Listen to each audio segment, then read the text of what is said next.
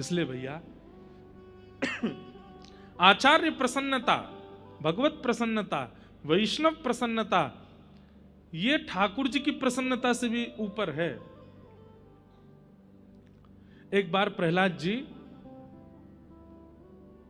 नरसिंह भगवान की सेवा कर रहे थे शालिग्राम रूप में।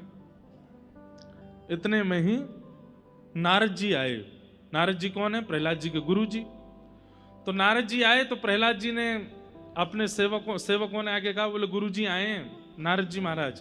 प्रहलाद जी बोले देख नहीं रहा मैं सेवा कर रहा हूं, गुरु जी से कहो थोड़ी देर बैठेंगे। अभिमान, तनिक अभिमान आ गया। वैसे ये कोई अभिमान वास्तव में प्रहलाद जी में नहीं आया था, ये केवल एक लीला थी। सेवकों ने जाकर के गुरु जी से कहा, गुरु जी अभी बैठ जाइए, महाराज जी सेवा कर रहे हैं। अब प्रहलाद जी इस बात को जानते हैं कि नारद जी कहीं बैठते नहीं है, भ्रमण करते रहते हैं। अगर उनसे उसी समय नहीं मिलोगे तो इतनी देर में तो चले जाते हैं। लेकिन फिर भी प्रहलाद जी ने कहा कि गुरु जी से कह दो ना एक देर बैठे। नारद जी हंसने लगे, बोले कि प्रहलाद अच्छे से जानते हैं कि हम कहीं बैठते नहीं हैं, फिर भी उन्होंने ऐसा कहा कि गुरु जी से कहो बैठे। इसका मतलब है कि अब श्रेष्ठ हो गए प्रहलाद।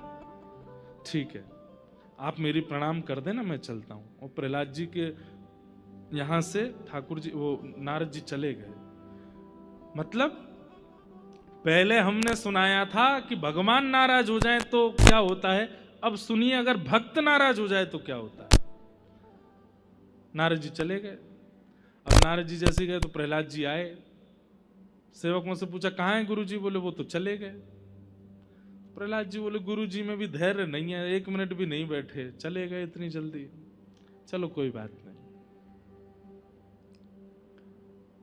ऐसा अभिमान तनिक उनके चित्त में आया कि अब उनके भाव से, अब उनके ध्यान से ठाकुर जी की जितनी स्मृति और स्मरण शक्ति थी वो सब वहां से प्रस्थान करने लगी।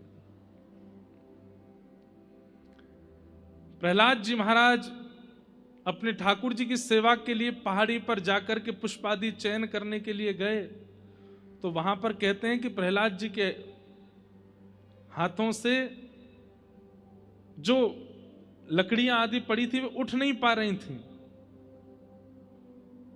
ठाकुर जी से निवेदन किया, भगवान ये कैसी लीला हो रही है, ये मैं सेवा के लिए सामग्री इकट्ठी क्यों नहीं कर पा रहा हूं? ठाकुर जी बोले